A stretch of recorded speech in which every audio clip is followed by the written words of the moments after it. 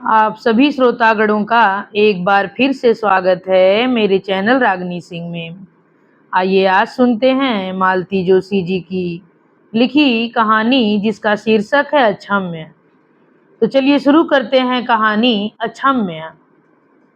बरामदे में साइकिल टिकाते ही भीतर का शोर उसके कानों के पर्दे फाड़ने लगा। मन तो हुआ कि उल्टे पांव लौट जाए, पर छोटू की करुण रुलाई ने उसके पांव बांध दिए थे। अंदर आकर देखा, बाबूजी छोटू को थामे खड़े हैं और माँ उसे धुलवा रही हैं। पिता को देखते ही छोटू की रुलाई और बढ़ गई। तौलिए में लपेटकर उसने बच्चे को उठाया तो महसूस किया कि उसकी पतली सूखी टांगें थर-थर कांप रही हैं। पानी क्या एकदम ठंडा था अम्मा? उसने सहमे स्वर में पूछा। अब दिन में 20 बार पानी कौन गर्म करेगा, जरा सुनूं तो। बबुआ, अब हम भी 60 के हो चले हैं। भगवान होते तो मचिया पे बैठ के माला जपते होते, पर क्या करें, कर्मों का फेर है जो इस उम्र में तुम्हारे यहाँ नरक उलीच रहे हैं। मैं दवाई ले आऊं इसकी, श्याम ने कहा और छोटू को लिए लिए ही सड़क पर चला आया। दरअसल इस समय बाहर जाने का जरा भी हौसला नहीं था उसमें। 3 साढ़े 3 मील साइकिल चलाकर लौटता है तो बदन टूटने सा लगता है, और वह घटिया साइकिल तो प्राण ही ले लेती है। घर लौटता है तो इच्छा होती है कि चुपचाप पड़ा रहे, किसी से बात भी न करे, पर कहाँ हो पाता है यह। अम्मा की चीख पुकार, छोटे का रिनियाना, लड़कियों की धमाक चौकड़ी और गीता का खांसना कराहना। कभी कभी सोचता है जिस उत्साह से घर लौटा करता था वह घर कहाँ खो गया। तब तो घर पहुँचने की ललक में अंतर पता ही नहीं चलता था। साइकिल और वह खुद दोनों ही मानो हवा के घोड़े पर सवार रहते थे, और अब 4 पैडल के बाद ही दम फूलने लगता है। बंसी की गुमटी के पास से गुजरा तो याद आया, आज उसने चाय भी नहीं पी। अम्मा से यह भी नहीं हुआ कि 1 कप चाय को ही पूछ लेती। आते ही रामायण शुरू कर दी। गुमटी की खड़खड़िया बेंच पर बैठते ही अतीत फिर एक बार उसकी स्मृतियों में कौंध गया। सच, तब घर लौटना कितना सुखद लगता था। लगता था जैसे पूरा दिन उसकी प्रतीक्षा में बीता है, और ये प्रतीक्षा की घड़ियां उसके स्वागत की तैयारियों में बीती हैं। धुला पूछा घर, सजे संवरे बच्चे, मुस्कुराती पत्नी, गर्मा गर्म चाय और मीठी मीठी बातें। उसके घर लौटते ही एक रौनक सी हो जाती। लगता कि वह कोई बाबू नहीं है, राजा है, राजा। पूजा जिसकी आतुरता से बाट जोहती रही थी, तब मन कैसा पुलकित हो उठता था। मम्मी 5। छोटू कुनमुनाया तो वर्तमान में लौटा। सच तो छोटू की मम्मी के पास तो वह भी नहीं गया है अभी। दफ्तर से लौटकर एक बार हालचाल जरूर पूछ लेता है वह। एक रूटीन है, एक कर्तव्य बोध है, बस। नहीं, उसे तो गीता की सुनी उदास आंखों से दहशत सी होने लगी है। छोटू रास्ते में ही सो गया था। उसे अम्मा के पलंग पर लिटाकर वह पत्नी के कमरे में गया। निष्प्राण सी वह बिस्तर पर लेटी थी। उसकी आहट पाते ही उसने आंखें खोल दी। बड़ी बड़ी आंखें जो सूख कर चेहरे पर और भी बड़ी लग रही थीं, जिनके इर्द गिर्द बड़े बड़े काले घेरे बन गए थे। कहाँ गया वह रूप लावण्य जिसे देखकर वह रिझा था। तबीयत पूछने को वह नीचे झुका तो एक बासी गंध नथुनों में भर गई। उफ, यह चादर कब से नहीं बदली गई, क्या पता, मरी सी आवाज में उसने कहा। जरा उठो तो, श्याम ने कहा, और फिर खुद ही उसे धीरे से उठाकर उसने एक मूढ़े पर बिठा दिया। पूरा बिस्तर झटकार कर नए सिरे से बिछाया। ओढ़ने बिछाने की चादर और तकिए का गिलाफ निकाल कर फेंका। फिर उसने बड़ी पेटी खोलकर चादरों का एक जोड़ा निकाला। बिंदु के हाथ की कढ़ी चादरों में से अब यहाँ 2-4 बच गई हैं। अपना एकांतवास उसने सुई धागे के सहारे ही काटा था। कमाल का जादू था उन उंगलियों में। गीता देखती तो ठगी सी रह जाती थी। कहती, इन्हें सहेज कर रखेंगे जी, मैं तो एकदम फूहड़ हूँ, कालिंदी के दहेज में यही काम आएंगी। तभी खटर पटर सुनकर अम्मा दौड़ी आईं। यह क्या हो रहा है? बिस्तर ठीक कर रहा हूँ, उसने रूखेपन से उत्तर दिया। सो तो दिख ही रहा है कि रानी जी की सेवा हो रही है। कलयुग में यही सब तो होगा। पर मैं पूछती हूँ, इस नई चादर का सत्यानाश क्यों कर रहा है? चादर है तो बिछाने के ही काम तो आएगी। ठीक है, तुम्हारी मर्जी, पर यह जो ढेर लगा रखा है, इसे धोएगा कौन? धोबी के यहाँ डाल आऊंगा, तुम्हें परेशान होने की जरूरत नहीं। धोबी मुफ्त में ही तो धोएगा जैसे। उफ़ो अम्मा, बिना मतलब किटकिट मत करो। जब से आया हूँ सुन रहा हूँ, मेरे तो कान पक गए हैं। आग में जैसे घी पड़ गया। अम्मा ने वह चीख पुकार शुरू की कि उस हो हल्ले से छोटू जाग गया। अब अम्मा के गर्जन तर्जन में उसका रुदन भी शामिल हो गया। श्याम जानबूझकर अनसुना कर गया। उधर आंगन में रखी पत्थर के कोयले की सिगड़ी चेत गई थी। रोते छोटू को उठाते हुए अम्मा ने हाँक लगाई, कल्लो, कहाँ मर गई? यह भी नहीं होता कि 2 घड़ी भाई को ही उठा लें। अभी पेट में आग पड़ेगी तो सबकी सब दौड़ी आएंगी। तब क्या परोसूंगी अपना सिर? कल्लो उर्फ कालिंदी सहमी सी घर में दाखिल हुई। उसके पीछे घिसटती सी 2 बहनें थीं, कावेरी और कामिनी। बिखरे बाल, मुचड़े फ्राक, स्याही सने हाथ। जापानी गुड़िया से लगने वाली इन लड़कियों का यह क्या हाल हो गया? कालिंदी 10 बरस की उम्र में ही पुरखिन सी लगने लगी है। कहाँ थी तुम लोग? रिंकी दीदी के यहाँ सवाल समझ रहे थे। यह हुलिया लेकर राय साहब के यहाँ गई थी तुम लोग? वह चीखा तो कालिंदी का चेहरा सफेद पड़ गया। छमाही परीक्षा में फेल होने पर अभी परसों ही तो उसे मार पड़ी है।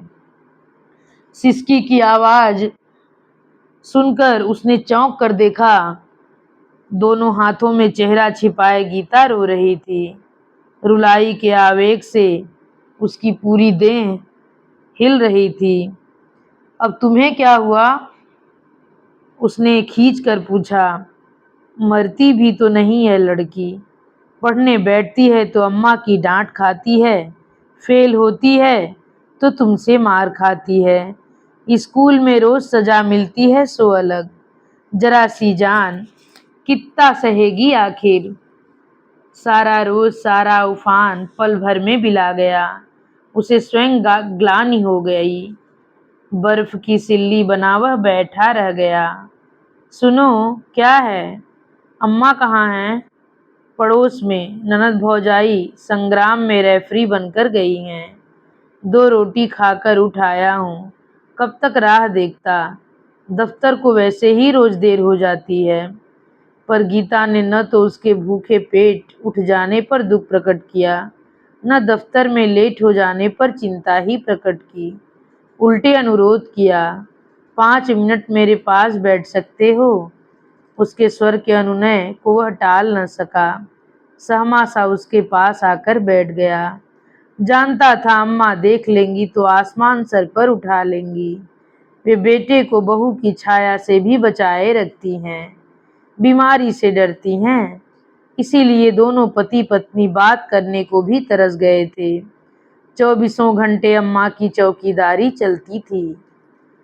क्या कह रही थी? जल्दी कहो, देर हो रही है। तुम किसी तरह जाकर दीदी से माफी मांग सकते हो। दीदी मतलब बिंदु दीदी। बड़ी मुश्किल से वह नाम ले पाई। वह भीतर तक राख हो आया। गीता अपनी रव में कहे जा रही थी, बस एक बार जाकर माफी मांग लो। चलने लायक होती तो मैं भी साथ हो लेती, उनके पांव पकड़ लेती, कहती दीदी कसूर मेरा है, उसका दंड मेरे अबोध बच्चों को मत दो। तुम क्यों माफी मांगोगी? क्या किया है तुमने? अनजाने ही सही, उनका हक तो छीना है।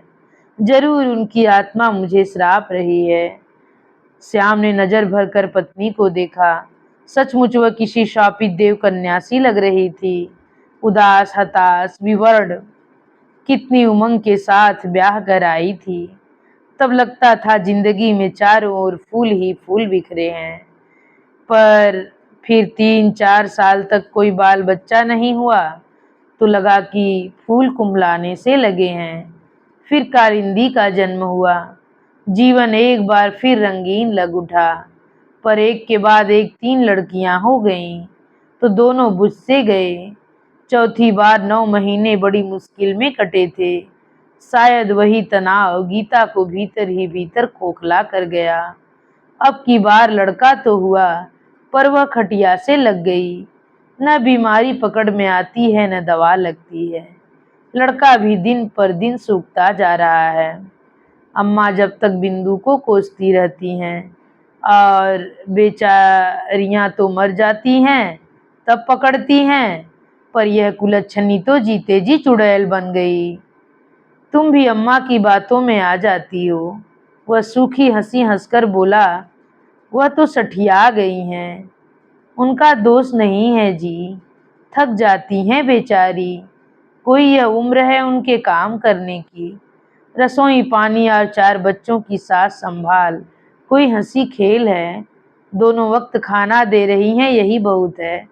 पर बच्चे अनाथों के से घूमते रहते हैं तो मन बड़ा कचोटता है। इन लोगों के कारण तो मैं शांति से मर भी न पाऊंगी। अम्मा लौट आई थी। वह एकदम उठ खड़ा हुआ। दीदी से मेरे प्राणों की भीख मांग लेना, नहीं तो मेरे बच्चे अनाथ हो जाएंगे, गीता ने कहा और ओंठ भींच लिए। सारा दिन उसकी आंखों में गीता का व्यथा में डूबा चेहरा घूमता रहा। कानों में उसका करुण स्वर बजता रहा। दीदी से मेरे प्राणों की भीख मांग लेना, नहीं तो मेरे बच्चे अनाथ हो जाएंगे। उसकी क्षमा याचना से अगर गीता को जीवन दान मिल सकता है तो वह यह भी कर लेगा। पर किस किस अन्याय के लिए क्षमा मांगेगा?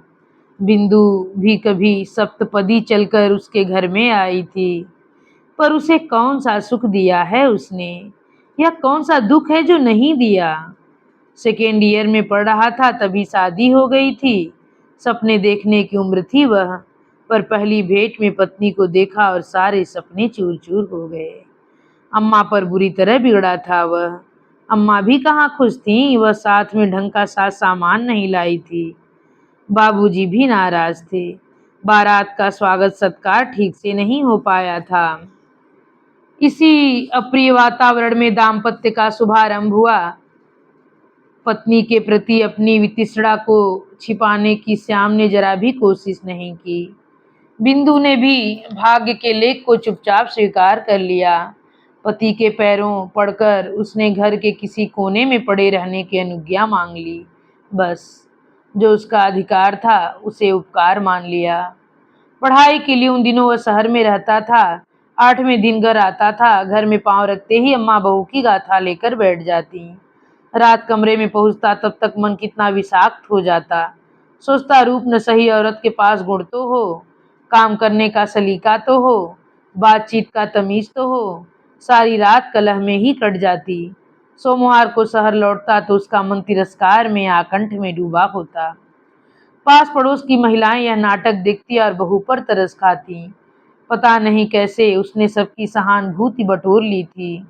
नाते रिश्ते की भाभियां जब भी मौका पाती उसे समझाने लगती, देखो लाला, तुम्हारी अम्मा सी खूबसूरत न सही पर बहू इतनी गई गुजरी भी नहीं। पर कोई उसे ढंग से पहनने ओढ़ने तो दे। काम में भी इतनी सुगड़ है कि सारा दिन खटती रहती है।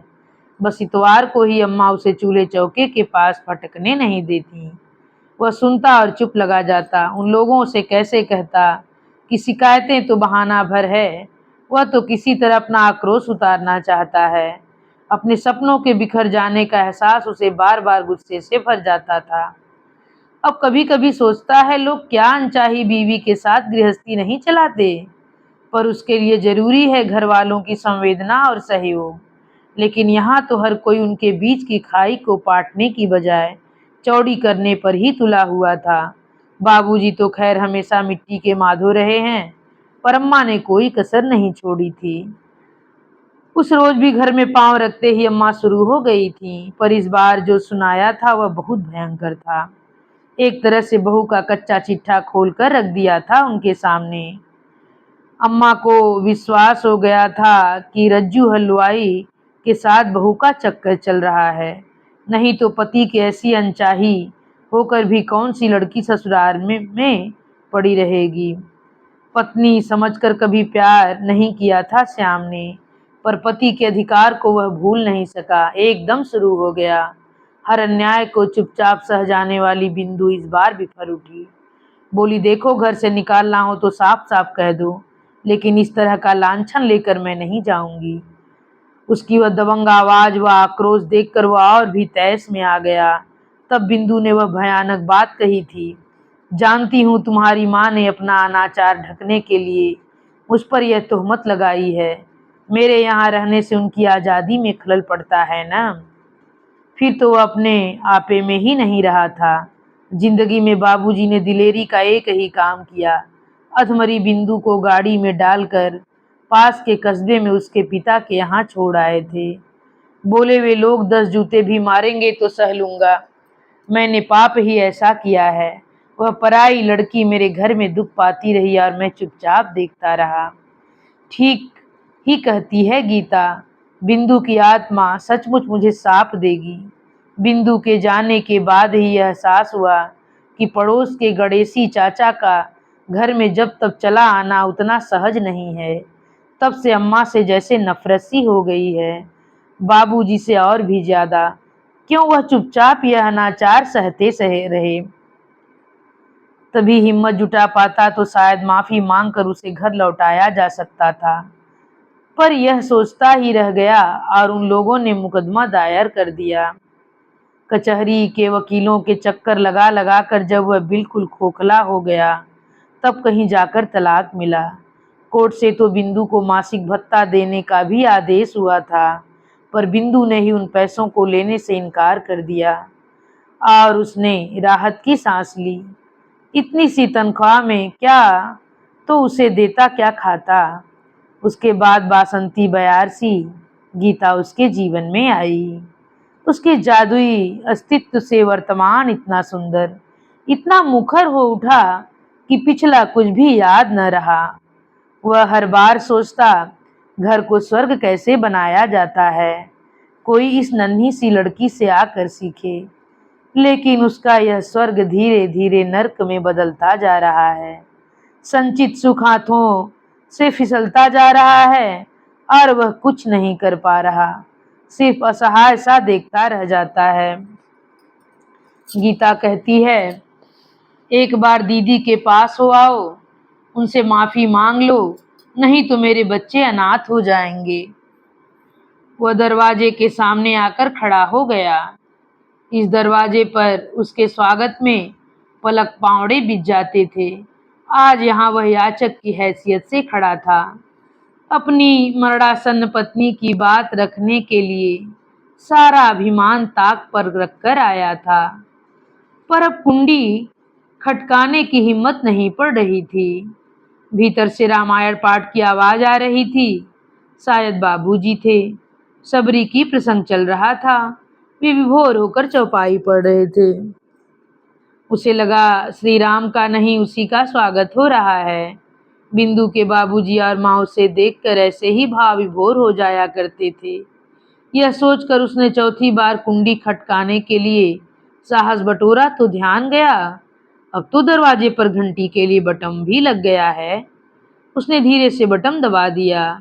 संगीत की स्वर लहरी वातावरण में गूंज गई। रामायण पाठ थम गया। खट से एक स्विच ऑन हुआ और बाहर की बत्ती जल उठी। उस रोशनी में उसने देखा, वार्निश पुते दरवाजे पर चमकदार नेम प्लेट झूल रही है। Bindu Parashar, MA PhD LLB, principal Vidya Niketan junior college. वह ठगा सा उस नेम प्लेट को पढ़ता रहा कि भीतर से खरखराती आवाज आई, कौन? इससे पहले कि वह जवाब देता दरवाजा खुल गया। सामने बाबूजी खड़े थे, झकाझक सफेद धोती कुर्ता पहने। कमरे की डिस्टेम्पर पुती दीवारें ट्यूबलाइट की रोशनी में नहा गई थीं। ऊपर पंखा चक्कर काट रहा था, गद्दीदार कुर्सियां थी, सोफा, रेडियो। कहिए, वह चौंक गया। क्या बाबूजी ने सचमुच उसे नहीं पहचाना? क्या उन्हें कम दिखने लगा? इन 15 सालों में वह इतना बूढ़ा हो गया है कि पहचाना न जा सके। बिंदु जी हैं? उसने हिम्मत करके पूछा। नहीं, उसके यहाँ जलसा है, माँ बेटी दोनों वहीं गई हुई हैं। भाभी? कौन सी? वह बड़ी वाली? वह ऊपर रहती हैं? ऊपर तो तिवारी जी रहते थे ना? ऊपर तो तिवारी जी रहते थे ना? हाँ, तिवारियों का ही था यह घर, 2-3 बरस हुए हमने खरीद लिया। अच्छा जी। उसने नमस्ते किया और लौट पड़ा। उन्होंने पहचाना नहीं। एक तरह से ठीक ही हुआ। बिंदु घर पर नहीं थी। यह सुनकर भी उसे राहत ही मिली थी।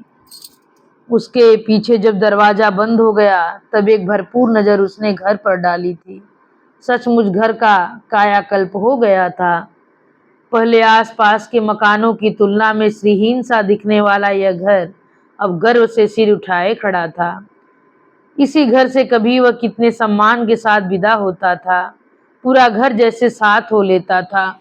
बस अड्डे पर एक हंगामा सा हो जाता था। उसी घर से, उसी गली से आज चोरों की तरह चुपचाप चला जा रहा था वह। एक अपमान बोध उसे भीतर तक कुरेद गया। तभी देखा सब्जी के थैले लटकाए बड़ी भाभी सामने से झमाझम आ रही हैं। 15 वर्षों का लंबा अंतराल पर भाभी पर चर्बी की 2-3 परतें और चढ़ गई थी बस। उनमें और कोई फर्क नहीं आया था। तब भी वह उनके आकर्षण का कायल था। आज भी उनका मांसल सौंदर्य उसकी आंखों को बांध रहा था। बड़ी भाभी उन दिनों बड़ी रंगीन मिजाज की हुआ करती थी। उसे बिंदु में जरा भी रुचि नहीं थी, फिर भी वह हर तीज त्योहार पर ससुराल पहुंच जाता था। बड़ी भाभी तब उसकी जमकर खातिरदारी करती, दिन रात भौंडे मजाक करती हुई उसके पास ही मंडराती रहती थी। मन की वितृष्णा बिंदु के चेहरे पर झलकने लगती तो उसकी ठोड़ी छूकर प्यार से कहती, हाय लली, जरा सा मजाक ही तो कर रहे हैं, तुम्हारी अमानत पर डाका थोड़े ही डाल रहे हैं। पर श्याम जानता था यह सिर्फ मजाक नहीं है। जरूर वे उसे चाहती हैं। उसके सुदर्शन व्यक्तित्व ने उन पर जादू कर रखा है। उनसे रहा नहीं गया। वह सड़कों के बीचों बीच रास्ता रोक कर खड़ा हो गया। भाभी नमस्ते। लैंप पोस्ट की रोशनी में वे देर तक उसे देखती रहीं। शायद उसमें वह बांका सजीला जवान खोजने की चेष्टा करती रहीं। बड़ी देर बाद उन्होंने पहचाना, लाला हो क्या?